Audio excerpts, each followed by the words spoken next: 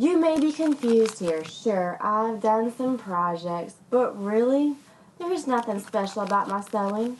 And when I break down the reason behind me saying this, you will see that it's not some magic, complicated formula, some secret thing that I've got.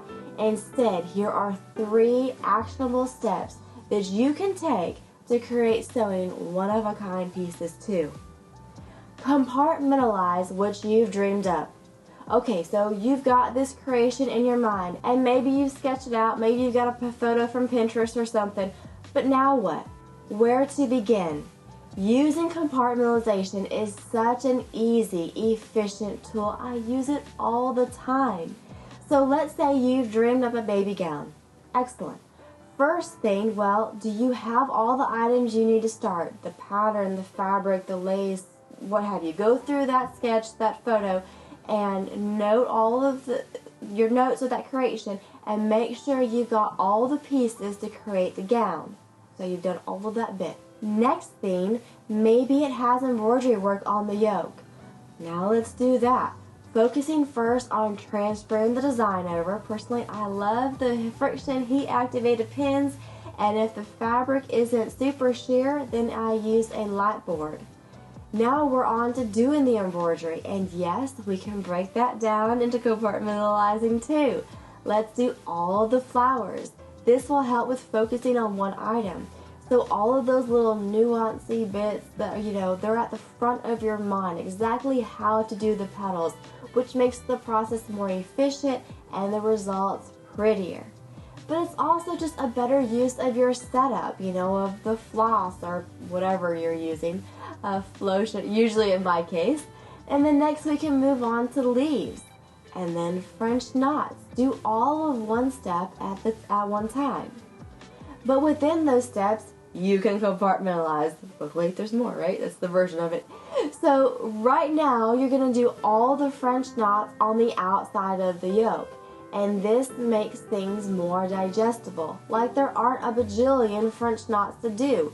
Instead, we're going to do this outline of French knots. And then the outline, when those are done, let's start filling out the butterflies at the top. Just focusing on that. Focusing on one bit at a time. It makes the process more digestible, so you don't find yourself in that whole analysis paralysis situation, and that can lead to negative thoughts, negative self-talk, and all of that. And what happens, really, what happens when those things creep up on you? Like, what if? Why not me? Sure, don't practice negative self-talk, which is a massive step in the right direction, don't get me wrong. But beyond that, this whole idea of why not? Why can't it be you? That can be so inspiring. Like, you are capable, physically. You can thread the needle, operate a sewing machine, whatever it happens to be to do this. So why not you? Maybe you just need more repetitions to get a better, at a given skill. And that comes with small repetitions daily, not massive repetitions one time. Arnold did not get massive during 1 or 2 workouts. He stayed consistent.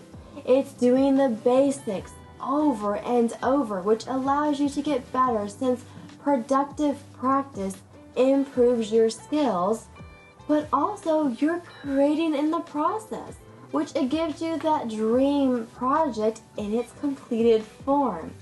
So now you're working with this dream creation.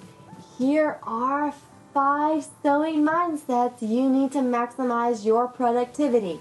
We've all got limited time, so learning these is crucial.